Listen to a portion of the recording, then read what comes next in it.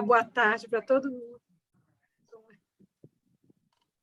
Então, gente, boa tarde a todos. Com muita alegria. Tô sem som. Cortou o som. Eu cortei tudo aqui. Então, boa tarde, gente. É com muita alegria que o Instituto Estação das Letras recebe vocês para essa sexta com letras, uma sexta com letras especialíssima, como todas, né, tem sido, né? Mas essa vai nos apresentar uma autora fantástica da contemporaneidade italiana, e que é a Natalia Ginzburg. E vocês serão guiados por uma leitora muito boa, e que tem 3 grandes paixões, que ela acabou de me dizer, né? Ela é formada em História, tem História com doutorado pela USP, né? Ela é mestre em Educação pela Unicamp. A terceira grande paixão dela é a literatura, e é movida por essa paixão que ela vem ler para nós, vem dividir uma leitura da sua paixão conosco, e que é a Rosinha Ribeiro.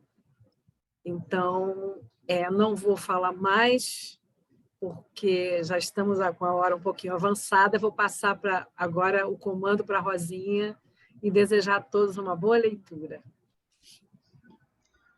Boa tarde, gente. Estou muito contente de estar aqui. É a minha primeira vez, então qualquer coisa vocês relevem ou me estimulem com perguntas e tudo isso, tá bom? E eu espero que vocês gostem desse texto que eu escolhi, tá? Então, vamos lá. Pode pôr o texto na tela, Suzana? Pode, como você quiser, tá? A hora que você Eu não quiser, sei se você todo fala. mundo tem o texto. Todo mundo tem o texto? Eu vou colocar aqui para você.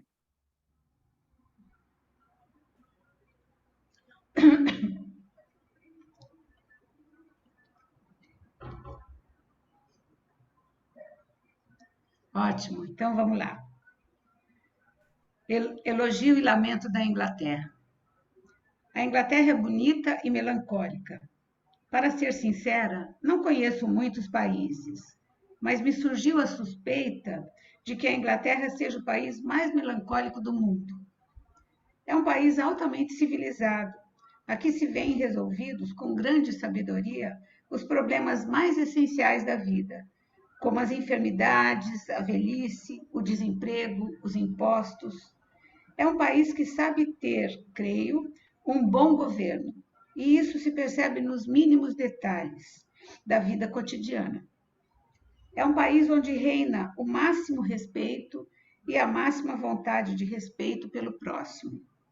É um país que se mostrou sempre pronto a acolher estrangeiros. As populações mais diversas, e é o que me parece, não os oprime. É um país onde sabem construir casas. O desejo do homem de usufruir uma pequena casa só para si e sua família, com um jardim que ele mesmo possa cultivar, é considerado legítimo. E assim as cidades são compostas por esse tipo de pequenas casas. Até as casas mais modestas, vistas de fora, podem ter uma aparência graciosa. E, no entanto, uma cidade grande como Londres, monstruosamente imensa, é concebida de modo que essa grandeza não se perceba nem pese. O olho não se perde em sua grandeza, mas é atraído e enganado pelas pequenas ruas, pelas pequenas casas, pelos parques verdes.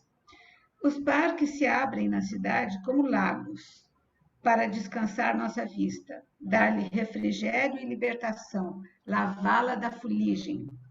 Porque a cidade logo se vê envolvida numa densa camada fuliginosa, ali onde não há verde, e cheira como as estações de velhos trens, a carvão e a poeira. As estações são os locais em que a Inglaterra é mais abertamente tétrica. Nelas se acumulam ferro velho, detritos de carvão, montes emaranhados e ferruginosos de trilhos em desuso, e em seu entorno, há plantações desoladas de couve, com pobres camisolas estendidas e barracas remendadas como velhos lençóis. Igualmente tétrica é a periferia de Londres, onde as ruas de casinhas, todas iguais, se multiplicam e prolongam até a vertigem. A mesma vertigem se sente ao vermos aqui em Londres certas vitrines de lojas atulhadas de sapatos, todos iguais, de bico fino e salto-agulha. Sapatos que machucam os pés só de olhar, ou vitrines repletas e transbordantes de lingerie feminina, tão atulhadas que tiram qualquer vontade de comprar anáguas ou meias. Tanta é a saturação dos olhos. Diante de tal abundância, nos vem a sensação de não precisarmos de nada e um desgosto por meias e anáguas que parece durar para sempre. Contra os muros de tijolos vermelhos das pequenas casas, sobressaem as folhinhas verdes das árvores minúsculas, de um verde tenro, como um fino bordado de folhas. De quando em quando, surge na estrada uma árvore florida, de um rosa suave ou vivamente aceso, bonito de ver, um gracioso ornamento da rua. No entanto, observando bem, se sente que as árvores não estão ali por acaso, mas por cálculo, em obediência a um traçado preciso. E o fato de estarem ali, não por acaso, mas em obediência a um traçado preciso, entristece sua beleza. Na Itália, uma árvore florida na rua de uma cidade seria algo de um inusitado contentamento. Estaria ali por acaso, irrompendo da alegria da terra, e não pelo cálculo de uma vontade determinada. Em Londres, nesta cidade negra e cinza, o homem colocou com precisa determinação alguma cor. Pode-se topar de repente com um portãozinho azul ou rosa, ou vermelho entre seus irmãos negros. Passam no ar cinzento os ônibus pintados de um vermelho vivo. São cores que em outros lugares seriam alegres, mas aqui, sob o jugo de uma intenção precisa e determinada, não são alegres. Sorriso triste e mortiço de quem não sabe sorrir. E vermelhos são os carros dos bombeiros, que não soltam aqueles gritos estridentes de sirenes, mas um suave tilintar de sinos. A Inglaterra nunca é vulgar, é conformista, mas não vulgar. Nunca é debochada, sendo triste. A vulgaridade nasce da gaiatice e da arrogância. Nasce ainda do estro e da fantasia. Às vezes acreditamos perceber a vulgaridade na voz cacarejante ou no riso estrídulo de uma mulher, nas cores berrantes de sua maquiagem ou em seus cabelos espigados. Mas logo nos damos conta de que neste país, em qualquer canto, a vulgaridade é sempre esmagada pela melancolia. Falta fantasia aos ingleses. Vestem-se todos do mesmo modo. As mulheres que se veem nas ruas vestem o mesmíssimo impermeável de plástico transparente e caramelado, parecendo cortinas de banheiro ou toalhas de mesa dos restaurantes. Todas têm enfiada nos braços uma cesta de vime.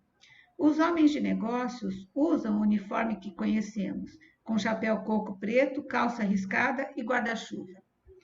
Os artistas do bairro de Chelsea e os estudantes com sonhos de arte, de boemia e de vida dissipada têm barbas ruivas, incultas, redondas e vestem paletó xadrez com bolsos irregulares.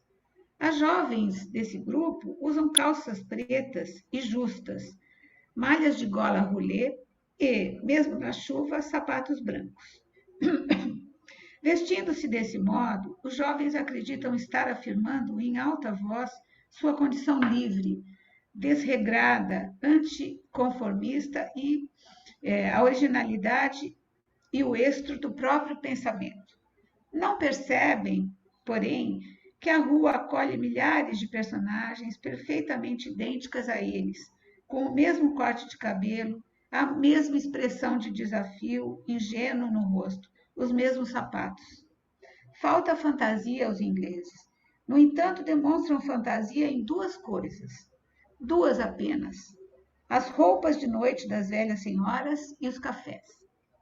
As velhas senhoras trajam, à noite, os vestidos mais bizarros e pintam o rosto de rosa e de amarelo sem parcimônia. De quietos pardais se transformam em pavões e fazões exuberantes. Não suscitam nenhum espanto à sua volta. De resto, o povo inglês desconhece o espanto. Jamais vira a cabeça para olhar o próximo na rua.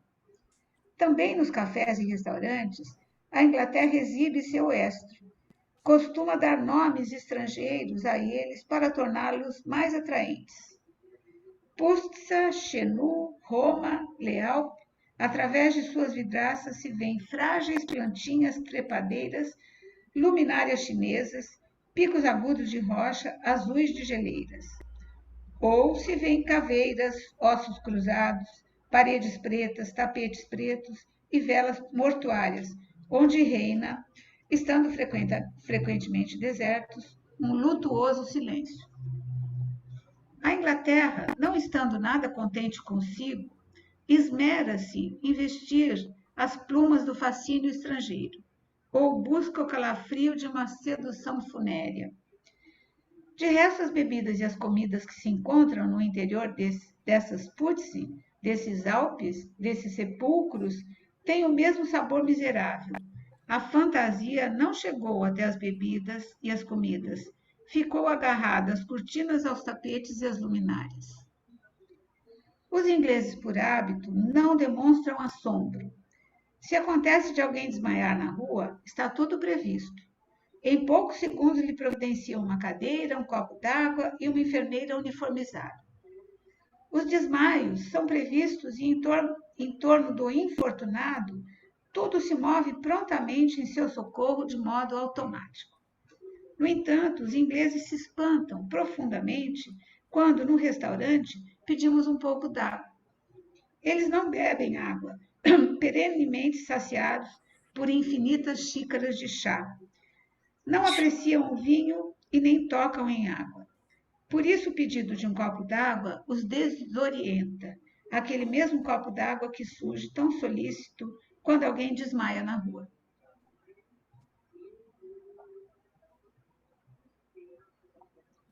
Mas, por fim, trazem, numa bandeja, um pequeno copo com pouca água morna e uma colherinha.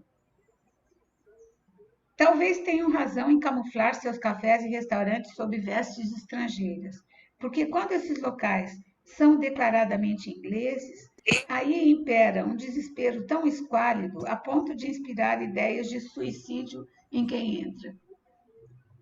Muitas vezes me perguntei qual seria o motivo de tanto desolamento nos cafés ingleses. Talvez derive do desolamento das relações sociais. Qualquer lugar onde os ingleses se reúnem para conversar transborda de melancolia. De fato, não há nada mais triste no mundo do que uma conversa inglesa, sempre concentrada em não beirar nada de essencial, detendo-se sempre na superfície. Para não ofender o próximo, violando sua intimidade, que é sagrada, a conversa inglesa zumbe em torno de assuntos de extremo tédio para todos, contanto que não apresentem perigo. Os ingleses são um povo totalmente desprovido de cinismo. No fundo, são sempre sérios, apesar das gargalhadas que estouram de repente e desmoronam surdas, sem ecos. Ainda acreditam em certos valores essenciais que, em qualquer outro lugar, já foram esquecidos na seriedade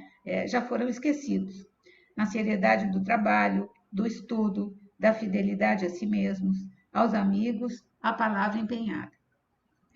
A civilização e o respeito pelo próximo, o bom governo, o saber pensar e suprir as exigências do homem, a prestação de assistência na velhice e na enfermidade, tudo isso certamente é fruto de uma antiga e profunda inteligência. No entanto, essa inteligência não é minimamente visível ou perceptível na gente que passa na rua. Olhando ao redor, não se vê sinal dela, falando ao acaso com o primeiro que passa, esperaremos em vão palavras de sabedoria humana. Quando entramos numa loja, a vendedora nos acolhe com as palavras "Can I help you?", mas se trata de meras palavras. Ela imediatamente se revela incapaz de nos ajudar e nem um pouco disposta a isso. Nela não se vislumbra nenhuma vontade de estabelecer um entendimento com a gente, de colaborar, nenhuma vontade de nos agradar. Ao procurar o que desejamos, ela não espicha o olhar 2 centímetros além do nariz. As vendedoras inglesas são as vendedoras mais broncas do mundo. Mas se trata de uma estupidez da qual estão inteiramente ausentes o cinismo, a insolência, a arrogância, o desprezo. É uma estupidez em que não há nenhuma vulgaridade. Ela não é absolutamente ignóbil e, por isso mesmo, não ofende. Os olhos das vendedoras inglesas têm a fixidez atônita e vazia das ovelhas nas imensas pastagens. Quando saímos da loja, o olho da vendedora nos segue, atônito e vazio, sem ter formulado nenhum tipo de julgamento sobre nós, nenhum pensamento. É um olho que logo se esquece de nós, assim que saímos do brevíssimo raio de sua íris. Assim, se por acaso acontece de encontrarmos uma vendedora menos bronca, nos sentimos dispostos a comprar toda a loja só pela surpresa. A Itália é um país pronto a dobrar-se aos piores governos. É um país, como se sabe, onde tudo funciona mal. É um país onde reina a desordem, o cinismo, a incompetência, a confusão. E, apesar disso, se sente circular pelas ruas a inteligência como um sangue que pulsa. É uma inteligência que evidentemente não serve para nada. Não é usada em benefício de nenhuma instituição que possa melhorar minimamente a condição humana. Entretanto, aquece o coração e o consola, ainda que se trata de um conforto enganador e talvez insensato. Na Inglaterra, a inteligência se traduz nas obras, contudo, se a procurarmos nas ruas, não encontraremos nenhum lampejo dela, e isso nos parece estúpida e injustamente uma privação e nos deixa doentes de melancolia. A melancolia inglesa nos contagia de imediato. É uma melancolia caprina, atônita, uma espécie de estupor vazio sobre a qual flutuam na superfície as discussões sobre o tempo e as estações, sobre todas as coisas das quais é possível falar longamente sem nunca ir ao fundo, sem ofender e sem ser ofendido, um longo e leve zumbido de pernilongo. Apesar de tudo, o povo inglês parece de algum modo consciente da própria tristeza, da tristeza que seu país inspira aos estrangeiros. Parece desculpar-se com os estrangeiros e se mostra eternamente ansioso para ir embora. Vive como num eterno exílio, sonhando com outros céus. Sempre me espantou o fato de que na Itália, quem tem filhos adolescentes sempre sonha em mandá-los para a Inglaterra nas férias de verão, especialmente quando se trata de jovens que estão atravessando, como frequentemente ocorre na adolescência, um período de timidez, de misantropia, de mau humor e agressividade. Os pais italianos pensam na Inglaterra como um remédio específico para esses males. Na verdade, na Inglaterra, nunca se faz nenhuma mudança. É um país onde se continua sendo absolutamente aquilo que se é. Quem é tímido, continua tímido. Quem é misântropo, permanece misântropo. Além disso, sobre a timidez e a misantropia, ainda se espalha a grande, a interminável melancolia inglesa, como uma pradaria imensa onde os olhos se perdem. De resto, os pais inutilmente esperam que nessas temporadas de verão os filhos aprendam inglês, língua muito difícil de ser aprendida, que pouquíssimos estrangeiros sabem e que cada inglês fala à sua maneira. A Inglaterra é um país onde se continua sendo absolutamente aquilo que se é. O espírito não empreende o mais mínimo desvio. Permanece ali imóvel, imutável, protegido por um clima ameno, temperado, tímido, úmido, sem mudanças de estação, assim como em todas as estações, permanece imutável a relva verde dos campos, que não dá para imaginar mais verde, que a mordida do gelo nunca fere e o sol nunca devora. A alma não se liberta de seus vícios nem adquire novos. Assim como a relva, a alma se embala em silêncio, em sua verdejante solidão, embebida numa chuva morna. Há catedrais belíssimas, não apertadas entre casas e lojas, mas soltas em gramados verdes. Há lindos cemitérios, simples pedras inscritas espalhadas na relva, numa paz profunda, aos pés das catedrais. Nenhum muro as protege. Elas estão ali em perpétua intimidade com a vida, e mesmo assim mergulhadas numa paz suprema. No país da melancolia, o pensamento está sempre voltado para a morte. Não teme a morte, já que a sombra da morte se assemelha à sombra vasta das árvores, ao silêncio que já está presente na alma, perdida em seu verde sono. E eis que terminamos Elogio e Lamento da Inglaterra. Eu queria perguntar para vocês se vocês já conheciam a Natália Ginsburg, se vocês já tinham lido alguma coisa dela.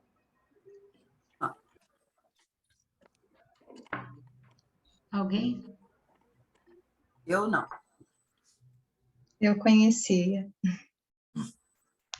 Certo. Nunca li nada dela. Nunca ouvi falar. Tá. Eu também não. Eu li os livros do filho dela, o Carlos Ginsburg, que é um historiador. Isso mesmo. Que ele desenvolve o método indiciário, que Freud até escreve para ele para falar disso, que a psicanálise é muito parecida. Trabalha com o método indiciário, com indícios, sinais, né? É um gênio o filho dela. Não conhecia ela, mas achei encantadora. Pois é, então, eu conheci também através dessa obra, a obra primeira que eu li dela foi o Léxico Familiar, que é a história da família dela. Eu fiquei muito impressionada com a escrita dela, mas também com a maneira como ela escreve sobre a história da família, e ela decide que ela não vai mudar nenhum nome, nem da família, nem de todos os participantes da história que ela conta. Então, é um relato que ela faz. É como se fosse uma autobiografia familiar, não sei se isso é possível, mas é uma coisa assim.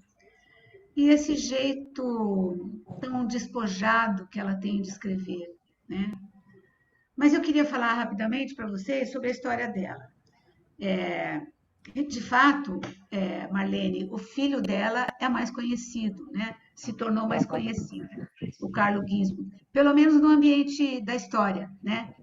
Ele é um excelente historiador, mas, na verdade, é uma família. Ela tem uma história de vida que vem, quer dizer, já pode-se dizer de gerações, né? O filho dela é a terceira geração de intelectuais, né? Ela nasceu em 1916 em Palermo, na Sicília, mas aos 3 anos ela voltou para Turim, que era a origem da família, pai e mãe. Filha de um médico ilustre, que foi professor universitário, né, em Turim, eles moravam nas imediações de Turim, para dizer a verdade, mas enfim, ela é a última Sem som. Sem som. O seu som sumiu, não sei por quê. Espera um pouquinho, deixa eu ver se eu... O que foi? Voltou? É instabilidade da internet, gente. Ah, tá. Porque aqui não deu nada. Vamos lá. Bom, enfim, então ela, desde a infância dela, ela respira esse ambiente intelectual e antifascista, porque tanto os irmãos como o pai, né, foram militantes antifascistas, né? Mais os irmãos. E, paralelamente, ela vive num ambiente de perseguição e assédio policial, que volta e meia rondavam a família dela e prendiam, né? Mas ela faz o ensino fundamental em casa, por ordem do pai, e depois ela vai para o ensino médio e entra na faculdade de literatura, mas não conclui. Mas aí ela já, com 18 anos, ela já publica alguns de seus contos num jornal de Florença. E ela se casa em 38 com Leone Ginsburg. Leone Ginsburg era um jovem intelectual de Odessa, Ucrânia, que chegou pouco antes na cidade e frequentou também os ambientes em que os ambientes que os pais dela frequentavam. E aí, em 38, ela casa com ele. Mas ela, em 37, já conclui a tradução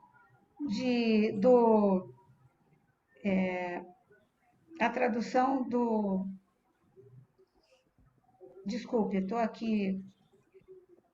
Da obra do.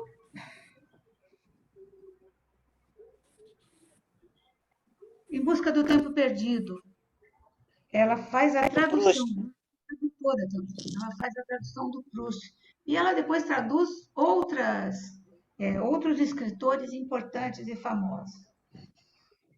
Ela ficou viúva do Ginsburg em 44, já com 3 filhos. E ela ficou viúva porque ele era militante comunista clandestino e ele foi pego e foi morto na tortura em 1944. Ela, em 45, volta para Turim com os filhos e continua trabalhando. Aí ela se junta com 2 grandes amigos para fazer uma editora, fundar uma editora. A editora Einaudi. É uma editora importante na Itália, publicar coisas da esquerda e obras literárias, inclusive. Esses 2 amigos com quem ela se junta para fazer essa editora, um é o Cesare Pavese, que é um dos poetas mais consagrados da Itália, e com o próprio Einaudi, né? E eles acabam, então, criando a editora. A editora publica um dos seus livros um pouco mais para frente. Eu vou parar por aqui. Ela se casa mais uma vez e ela volta para a política em 1980. E ela é eleita em 2 mandatos como deputada da Câmara dos Deputados pelo Partido Comunista. E termina o seu mandato em 87 e morre em outubro de 91. Ela tem muitas obras, só algumas publicadas no Brasil. Então é isso, gente. E eu queria agora ouvir vocês. Eu queria comentar, porque eu achei interessante. Essa obra foi escrita em 62, eu procurei ver a data, porque se ela não dissesse que era Inglaterra e Londres, eu não ia reconhecer o lugar, porque a minha impressão é tão diferente. Que engraçado isso, né? Quer dizer, a gente sabe que a Londres sofreu uma despoluição, né? Tanto do rio Tâmisa quanto do ambiente. Então, aquele ambiente enfumaçado, cinzento, poeirento, cheio de fuligem, aquilo não existe mais, né? Eles trataram bem. Quer dizer, quando eu fui, foi na década no início do século XX, uns 20 anos, mais ou menos, que eu fui para a Inglaterra, um pouco mais até. já estava tudo assim, o Tamisa já estava despoluído, a cidade não era assim. Eu fiquei super impressionada com a educação dos ingleses, se detendo, agradecendo, que a gente foi pedir uma informação tinha um café, eu achei interessante a história do café, né? A gente estava com vontade de tomar um café para perguntar, e a pessoa, a inglesinha, uma senhorinha de chapeuzinho, toda bonitinha, ela pediu, agradeceu, thank you, por a gente ter pedido informação a ela. E ela foi com a gente até o café. Depois nós pegamos um táxi, a gente queria ir numa feira de antiguidades que tem em Londres, que é muito famosa. Só que, como a gente foi pegar o táxi, aquele táxi do mesmo jeito, que acho que não mudou nada, aquele táxi antigão, que parece antigão, né? E aí nós pedimos para ir na tal feira, que eu esqueci o nome, aí ele pede desculpas em nos sugerir outra feira, porque, infelizmente, naquele dia, essa feira não estava funcionando. E nos levou a uma feira que não era essa feira turística, era uma feira assim, local, perto de Nottingham, que tinha artesãos locais, e só tinha, basicamente, ingleses nessa feira. Então, assim, eu tenho uma impressão totalmente diferente, um verde exuberante, um povo acolhedor. Quer dizer, não bati papo com eles para saber se eles são. Eu acho que eles são reservados, sim, acredito que sim, né? Muito polidos, mas eu não cheguei a bater papo. Os contatos que eu tive foram esses.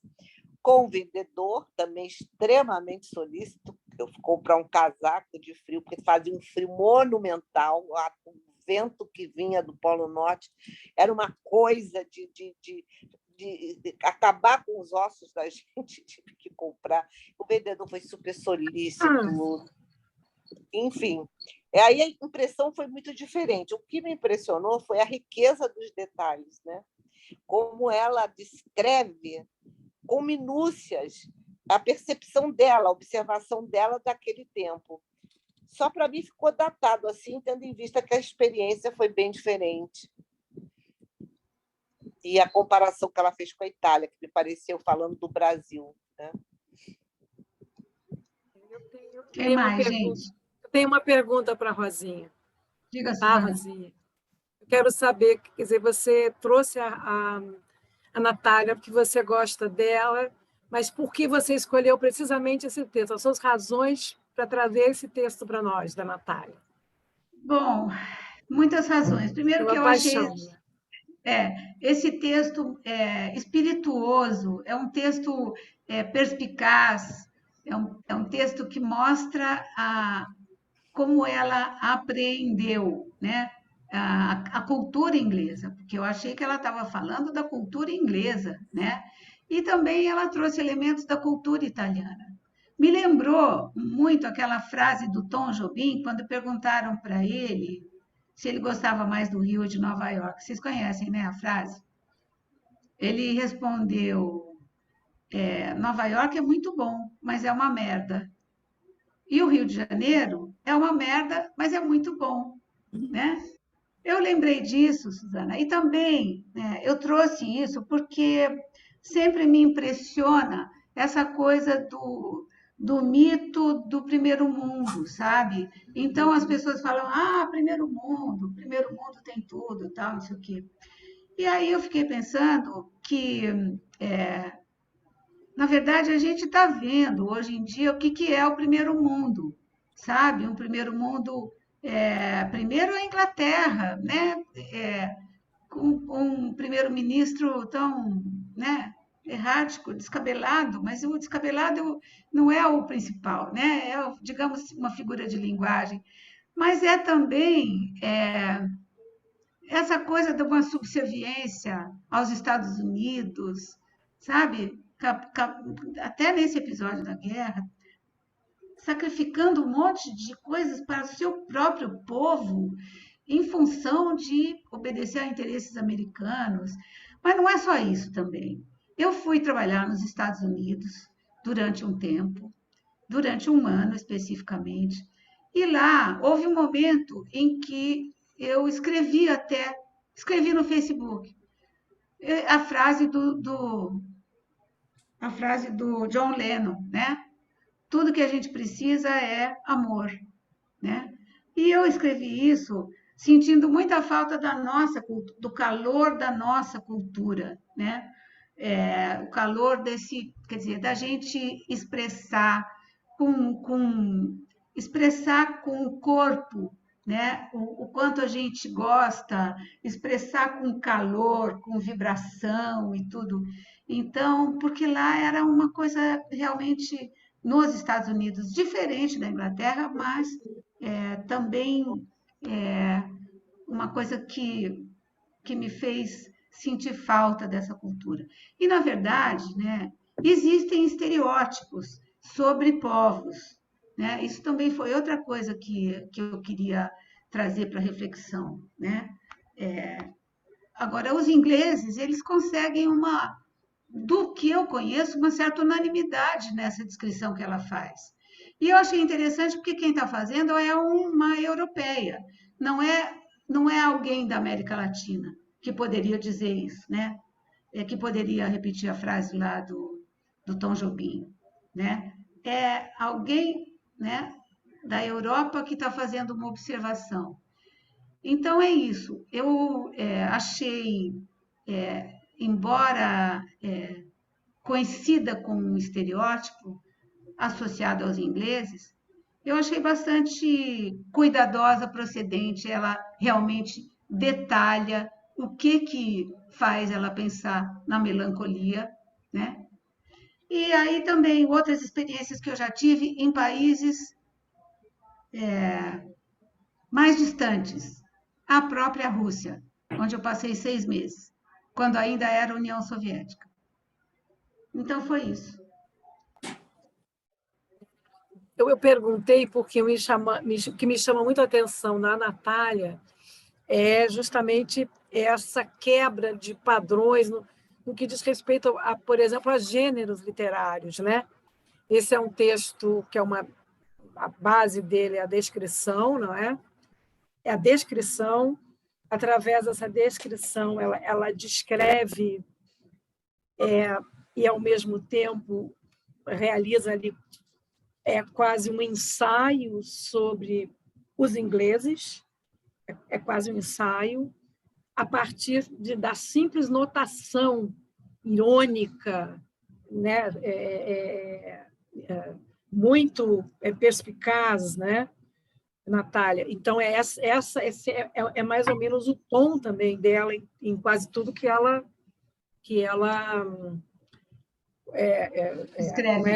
escreve, né? Quando ela vai fazer o léxico familiar, quando ela escreve, né? Também é aquela família completamente distópica, mas ela vai apenas descrevendo coisas, objetos, ruas, né? E ela nos fala sem falar, né? Como se fosse uma câmera, né? Observando, mas observando pelos contrastes, né? Os contrastes entre esse ser e não ser do inglês, né?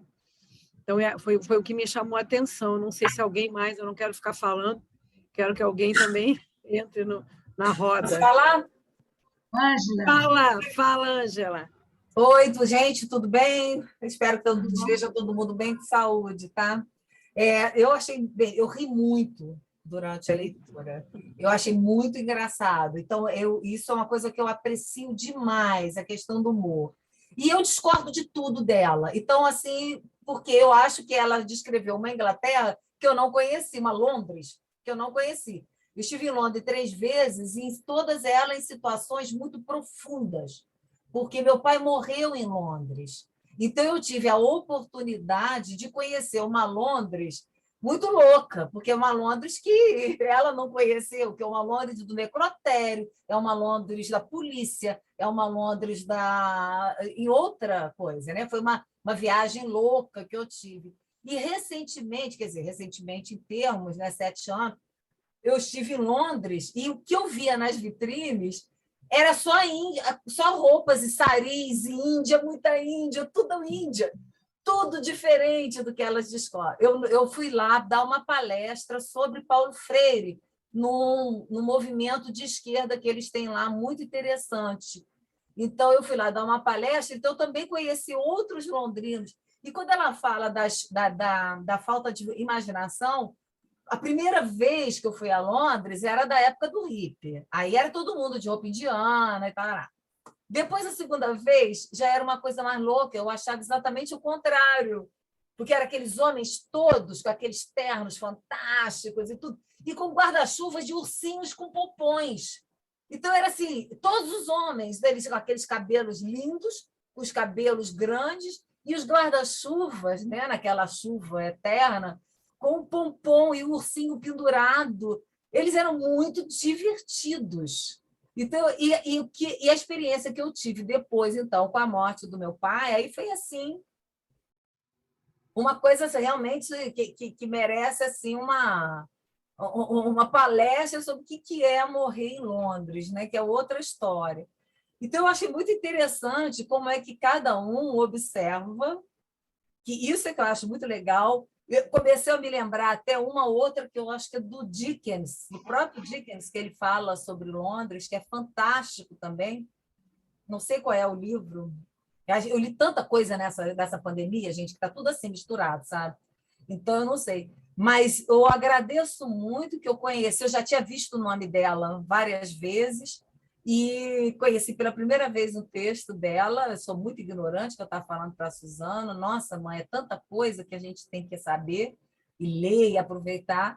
E eu ri demais, porque o humor é um negócio que me fascina na literatura.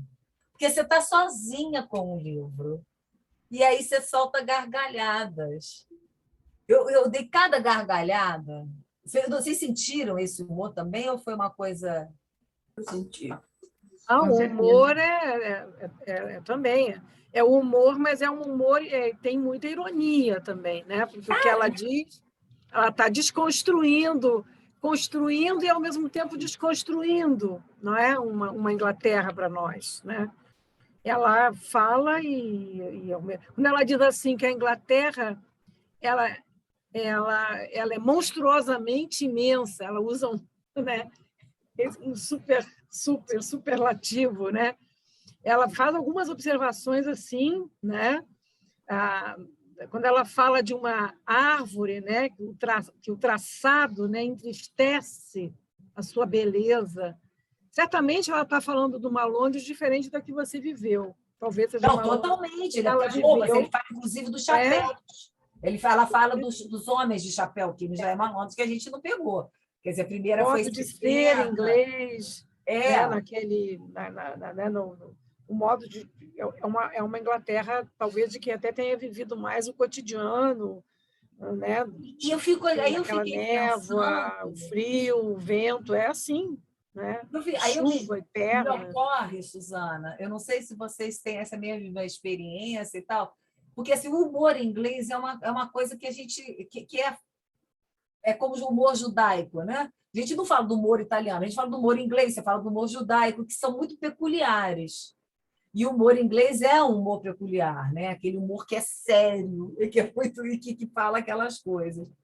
E eu fiquei pensando que se essa explicação dela a respeito dessa seriedade inglesa seria porque que nós hoje temos muito mais oportunidade de ter contato com esse humor inglês, com Monty Python, com não sei o quê, com os Beatles, com tudo isso que veio depois dela.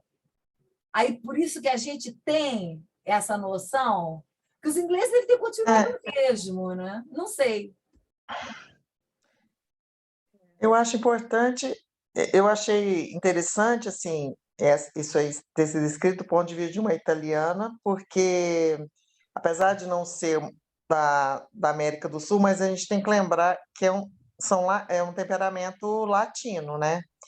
Então, assim, eu acho que quando ela chegou lá, eu acho que ela sentiu esse contraste, porque realmente os temperamentos são muito diferentes. Ninguém grita na Inglaterra. O tipo de humor é muito diferente. As pessoas são reservadas.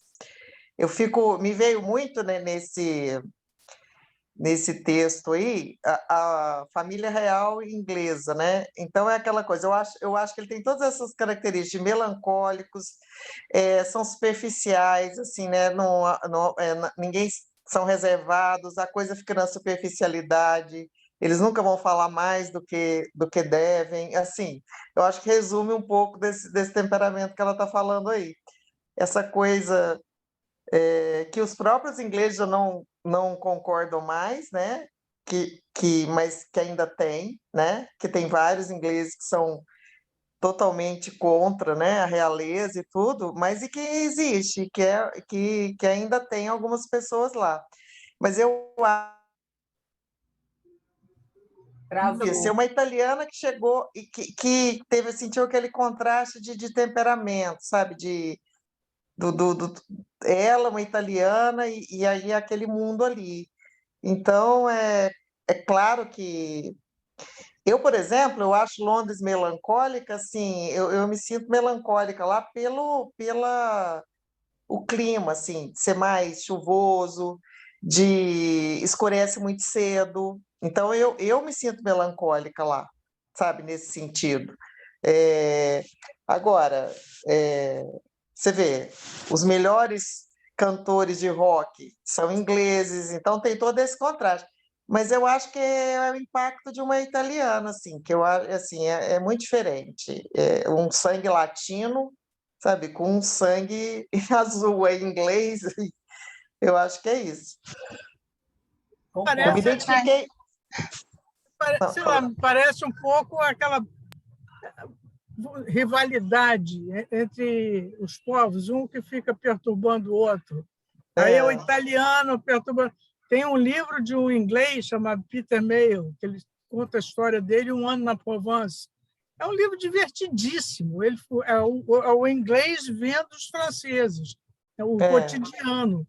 Então, é um livro divertidíssimo. Esse texto da Natália me pareceu um pouco isso, quer dizer, a visão do italiano em relação ao povo inglês. Acho que não tem muito comprometimento com a verdade, não, com as coisas. Eu acho que é mais a percepção dela. Pois é, a percepção dela ou do jeito que ela queria ver as coisas, talvez, né? Sim, eu acho também isso. Eu acho que é importante a gente lembrar que é sempre um trabalho literário, né? Então, ela põe algo de si, né? E, inclusive, a própria subjetividade dela, né? Então, né, é isso. A gente não precisa tomar como, né, uma verdade. Agora, para mim, eu me encantei com o texto porque eu me identifiquei bastante com esta impressão dos ingleses. Do contato que eu tive, que, né, não foi também assim tão grande, mas, enfim, relatos de pessoas que viveram lá, né, e mais do que uma ida assim turística para lá, né? E aí, no caso da Ângela, aí, né, um episódio já, né, muito especial, né, que também põe a gente em contato. Loucura, Rosinha. Diga, Lumira. Então, em primeiro lugar, parabéns pela escolha, eu adorei. Obrigada.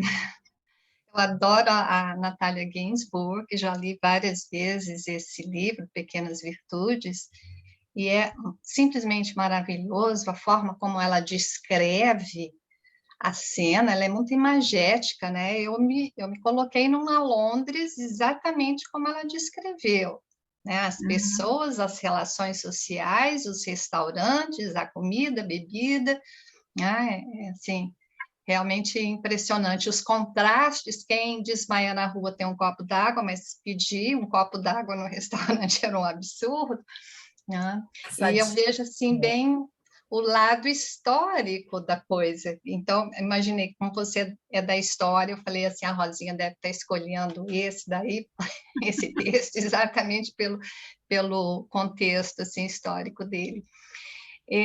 Porque esse texto foi escrito em 1961, então a gente tem que ver que já tem 60 e tantos anos aí, né? Teve Beatles começando, então provavelmente Londres mudou muito, né? Pode ter bastante de verdade, então, no texto.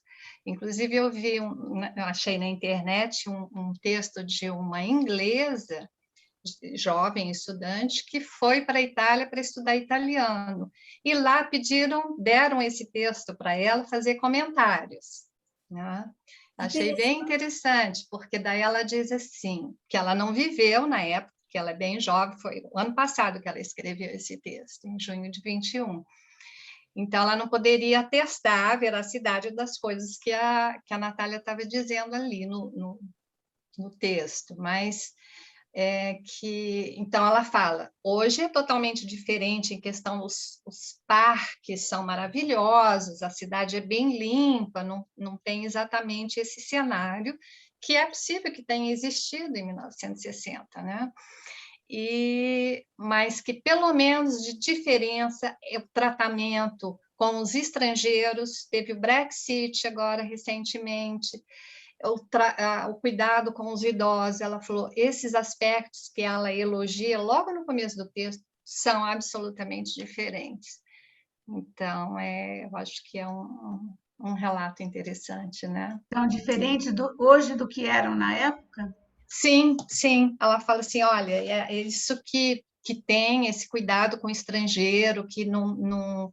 Porque a gente está falando de estrangeiro que chega lá para ficar um tempo, mas eu já vi relatos, né, de muita coisa, inclusive Brexit foi contra isso, porque a Inglaterra realmente era muito receptiva. Eu tenho amigos que conseguiram cidadania inglesa sem grande dificuldade, né? Hoje em dia já não é mais tão receptiva aos estrangeiros. Uma coisa é você estar visitando por um tempo, né? A Natália, ela morou 4 anos lá, então eu acho que ela teve oportunidade de vivenciar. Ela era casada com alguém que era professor de literatura inglesa, né? O segundo marido dela, né? Mas agora bom. vem cá, gente, a descrição da vendedora, que maravilha é essa? Cara, eu quase caí da cadeira aqui de tanto rir com essa vendedora. Gente, muito bom aquilo, muito bom. Essa vendedora maravilhosa. Eu admiro tanto. E outra coisa que eu achei sensacional da escrita dela, né, que eu estou vendo sempre nesse aspecto literário, a facilidade como ela descreve. Porque ela consegue ser minuciosa sem ser chata. Impressionante. Achei fantástico. Muito obrigada, viu? Olha, o Paco, eu acho que é o Paco, ele diz assim, a Londres que a Natália descreve é muito parecida das cartas de Inglaterra, do Eça de Queiroz, e dos artigos do espanhol Júlio Camba. Eu li algumas cartas dessa, e realmente agora o Júlio Camba não li. Muito... eu fico pensando assim, quer dizer, vocês estão diante de um texto, quer dizer, cujo gênero é bem preciso, tem um formato de conto e crônica, muito mais uma crônica do que e ao mesmo tempo um ensaio, né? Eu acho que mas ao mesmo tempo é um ponto de vista muito literário, muito íntimo e literário, né? Quando ela fala, por exemplo, dos sapatos que machucam os pés só de olhar, sapatos que ela vê na vitrine com salto fino, fabuloso, né? E machuca, é fabuloso aquilo, né? Ela é muito engraçada. A perspicácia dela, né? De observação, né? O ponto de vista é assim maravilhoso, ela constrói e desconstrói ao mesmo tempo tudo, né? Tem poesia, né? Ela escreve, é capaz de fazer um ensaio que parece uma crônica e que poético, tem elementos de vários gêneros aí, mas que ela tem poesia em determinados momentos. E você leu muito bem, isso também foi bom. A sua leitura foi ótima. Obrigada. Eu até fiquei só ouvindo em vez de ver. Eu acho que essa preocupação se é verdade, se não é, se é assim, se não é o de menos, né? Porque o que interessa é o que o olhar dela captou e o que ela quis passar, né? A maneira como ela descreve. Eu achei que se era assim ou não, se interessa, né? Para ela Essa é era. a Então, Londres dela, né? é a É a Londres dela. Londres, Então, rica. mesmo que não seja, ou que não foi, ou que não era, né? Isso aí eu acho que é o de menos. E É tem detalhes verdade, Mari. curiosos mesmo, né? A questão das vitrines, né? A Itália costuma ter, né? Claro que o capitalismo mudou tudo isso, né?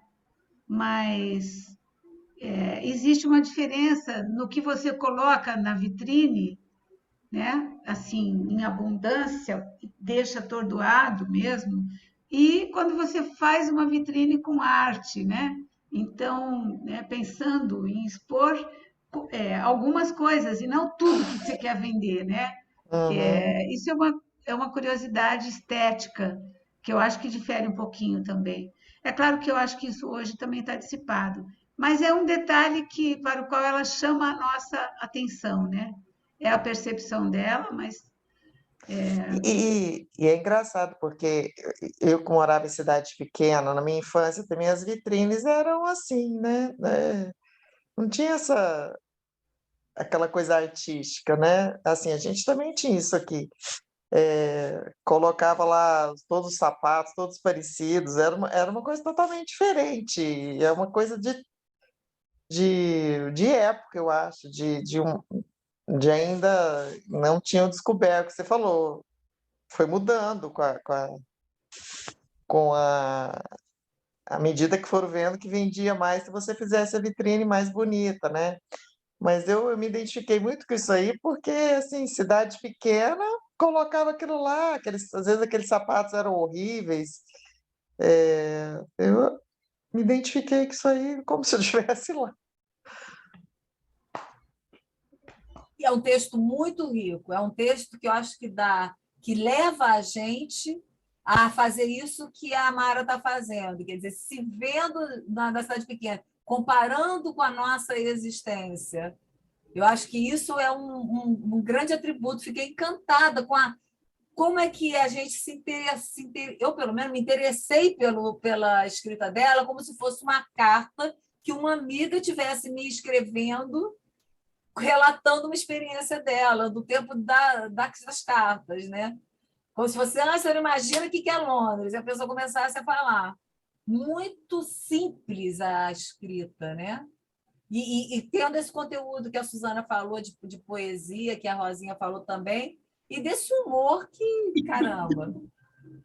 Eu acho que falar mal ali com uma elegância, não é?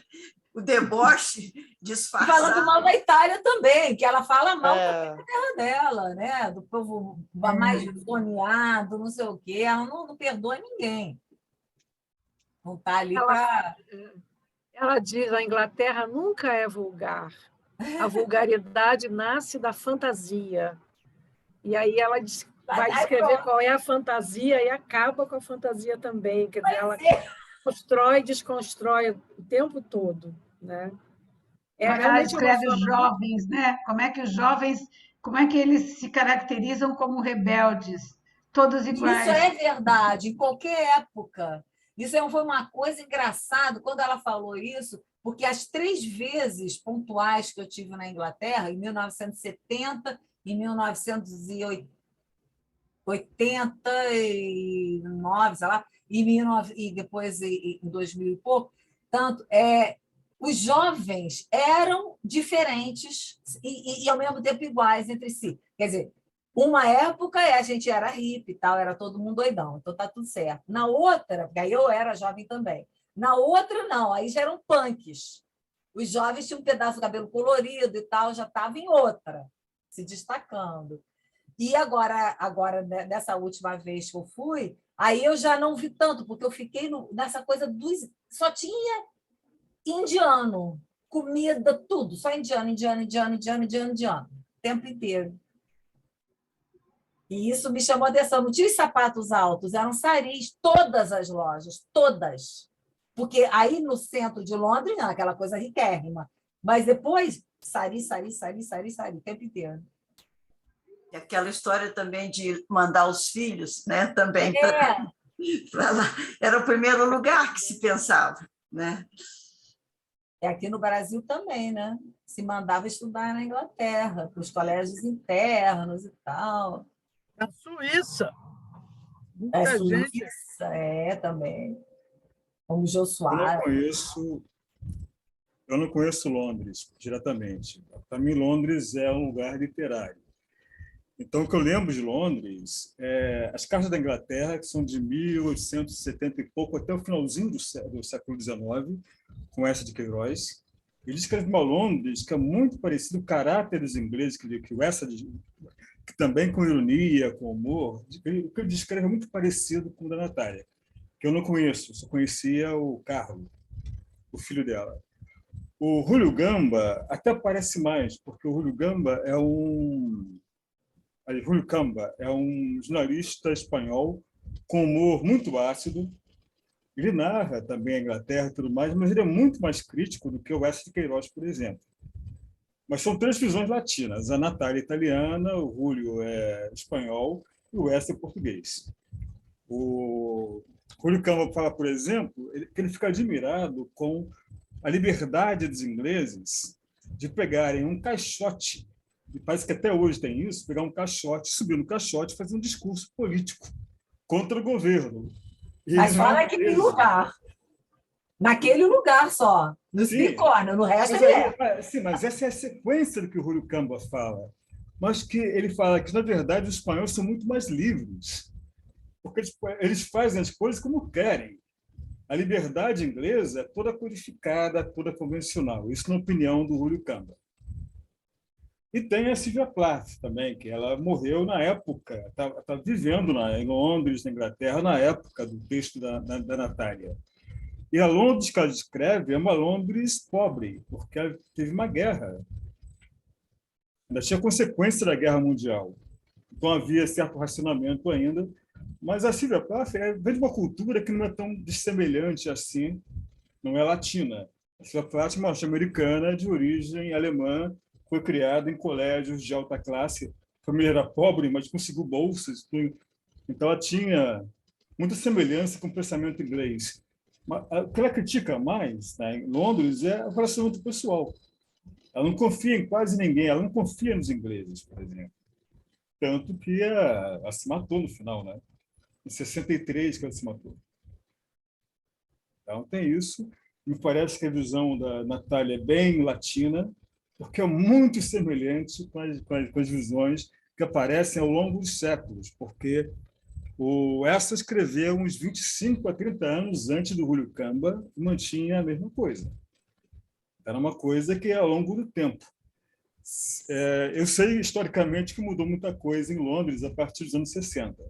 Aliás, a partir dos anos 50, já começou a grande imigração, começou nos anos 50. Mas os negros, indianos, turcos ficavam em subúrbios. Isso de hoje em dia, Londres, uma cidade multicultural, é uma coisa mais recente. Bem. Eu também conheço, Francisco, eu também conheço conheço Londres, né? E, na verdade, um ou outro lugar da Inglaterra através de literatura e de filmes e da história, né? Então, os filmes também mostram bastante, né? Essa coisa do conservadorismo deles, né? É uma coisa impressionante. Então, tem aquele filme que agora não me lembro o nome, mas daquele rapaz que foi atuante na Segunda Guerra, na descoberta dos códigos entre os nazistas, para descobrir os planos dos nazistas contra a Inglaterra. Alan Turing. Como chama? Alan Turing, o matemático Alan Turing, né? Isso, matemático, né? Quer dizer, um dos últimos países que passou a tratar a homossexualidade né? Deixou de tratar de uma maneira medieval, porque faziam tomar hormônio, né? Era uma violência tremenda, quer dizer, era uma relutância em aceitar alguma coisa, né? Era considerado crime até a década de 1970. Pois é, pois é. E quando as mulheres puderam votar? Demorou muito também. Sim, mas aí foi legal porque aí elas lutaram bastante, né? Mostra também uma outra coisa, Mas tem também um seriado que passou que era sobre as parteiras. Ai, adoro. Continua passando, viu? Só que nós não temos acesso. Call the Midwife. Pois é, então. E também mostra a Londres pobre, né? Porque as imagens que a gente costuma ver é a Londres, né? Próspera, rica. E aí tem também, né, a Londres pobre. Então, eu acho que é isso, né? É um jeito de como lidar com a coisa. E até o convívio com a natureza, né? Que eu achei interessante também. Ela falou da alegria entristecida, né? Pelo planejamento. Quer dizer, na Itália eles celebram quando né, a árvore rompe da terra, aí que traz a alegria para eles, né? Enfim, olha, eu tiro o chapéu para essa escritora. Eu quero ler muitos outros livros dela. E ela era uma capacidade. Além disso, essa mulher que, né, voltou, foi criada num ambiente da política, uma política pesada, antifascista, e ela volta depois, né, já no final da vida, para essa atuação, né? Então, tem uma sensibilidade a toda prova. Sofre muito com a perda do primeiro marido, muito sofrido mesmo. No mesmo livro tem um texto que a Suzana leu conosco, muito bonito, que é o Inverno em Abruzzo. Acho que é isso, né? Pequenininho, né? Um texto mínimo. É fabuloso esse texto. É um dos meus preferidos nesse livro. Nossa. É impressionante mesmo. E tem outros, Sapatos Rotos. Os Sapatos Rotos também são de arrasar, porque é escrito em 46, se não me engano. 45, ela repara bem no sapato, né, Rosinha? Porque um sapato da vitrine, que é ruim para caminhar, e os sapatos rotos da época da guerra, né? E é um traço, Zulmira, que é um traço da Itália. A Itália sempre cuidou dos sapatos, é uma coisa que eles sempre tiveram um cuidado especial. Então, isso também é outra coisa que marca, né, as culturas. Se caminhar um pouquinho antes da Natália nascer, que é 1916, ela teria a idade da minha mãe, assim, né? Minha mãe já faleceu há muitos anos, né? Um pouco antes, né? Uns 30 anos antes, 40, 30 talvez, é o tempo que o Lewis Carroll publica Alice no País das Maravilhas, né? E o que faz Alice? Alice, ela lá no buraco, ela vai atuar e ironizar a Inglaterra vitoriana. Essa Inglaterra que a Natália descreve ainda conserva, quer dizer, os traços todos da Inglaterra vitoriana, né? E tem muita coisa, a polidez, tudo isso a Alice desconstrói lá, não é? É desconstruído pelo livro da Alice, O País das Maravilhas. É verdade. Tudo está ali. Essa parte aqui que eles falam. Não, desculpa, Suzana.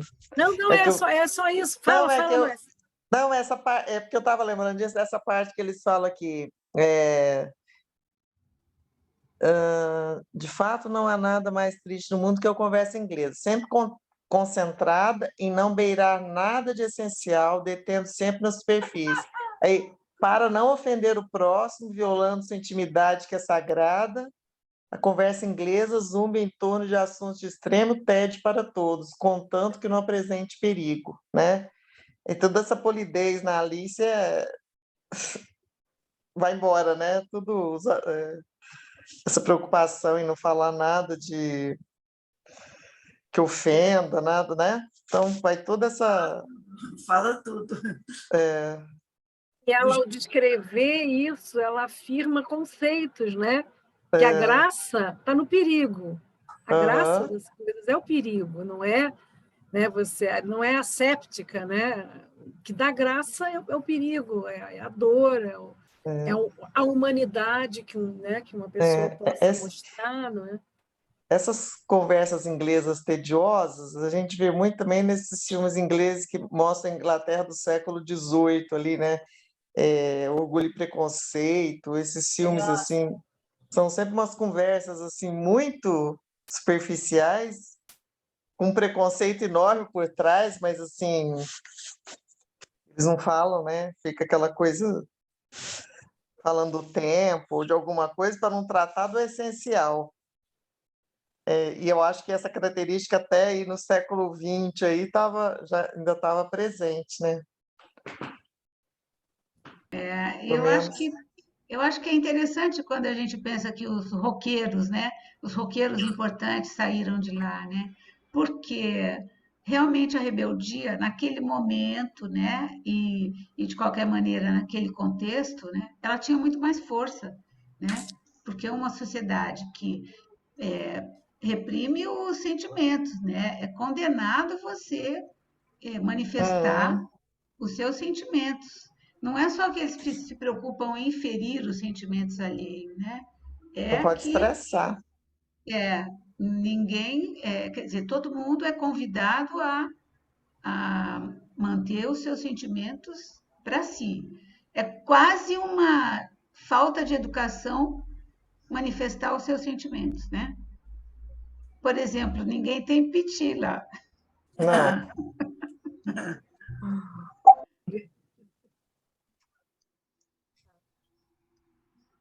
Por isso que eu lembrei tanto da família real, porque é tudo tão ensaiado, tão comedido e tão, né? Assim, me veio todos eles assim.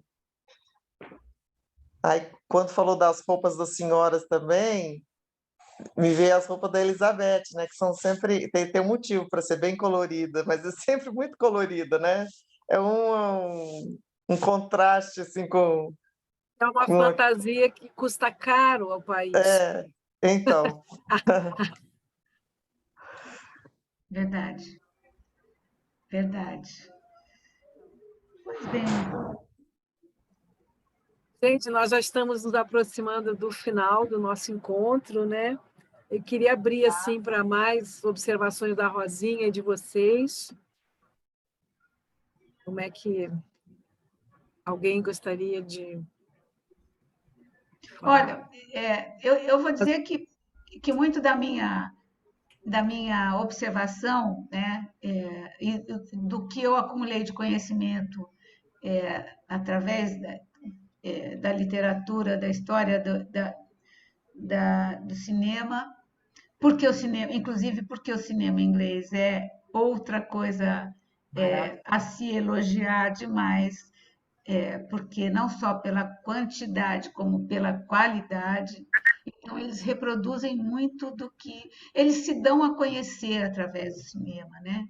Então, é mais um recurso.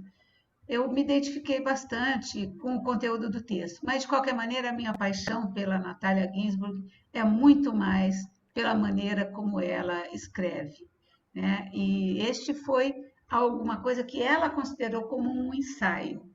Mas quando a gente lê outras coisas dela, a gente vê, inclusive, como ela é econômica nas emoções, ao falar das próprias emoções.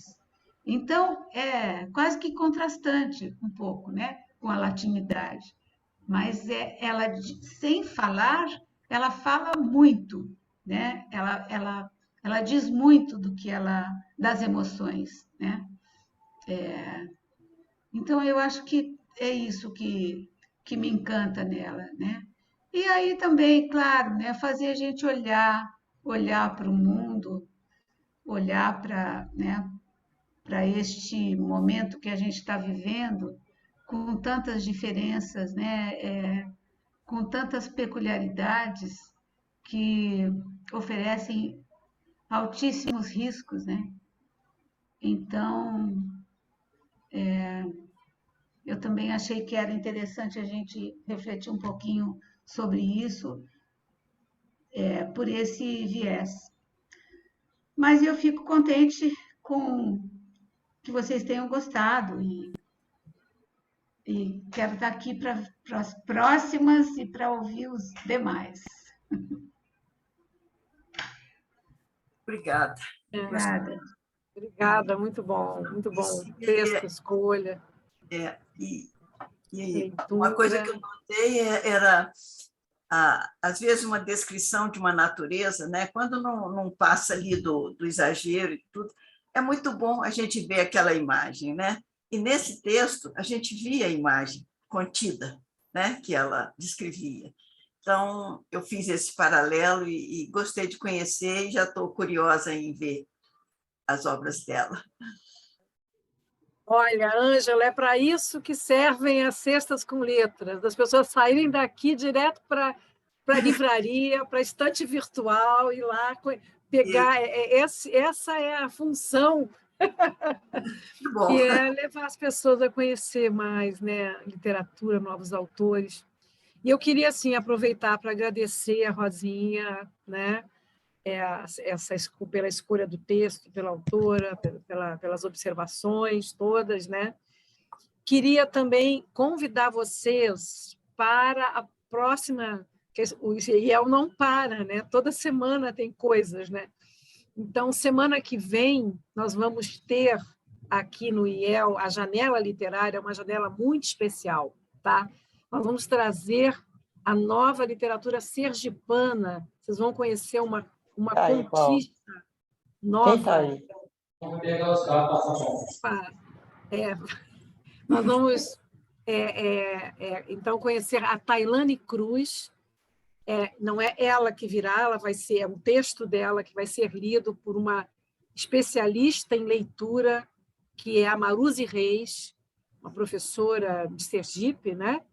Escritora também, mas ela escolheu uma autora contemporânea, uma autora nova da literatura sergipana para apresentar para nós. Então, é mais uma grande autora. Eu tenho os livros da Tailane aqui e gostei muito quando a Maruzi Reis escolheu o livro. É dia 10, né? Dia 10. Dia 10, às 18 horas, tá, gente? Nossa janela literária, tá? E eu espero vocês aqui, tá bom? Tá bom, muito obrigada. Obrigada, gente. Um bom fim de semana para todos. Beijo, obrigada, Rosinha. Tchau, gente. Boa noite, Obrigada. Suzana. Parabéns, Rosinha. Beijos para todos. Boa noite, pessoal. Obrigada, Rosinha. Gente. Tchau. Beijo para todos. Obrigada, gente.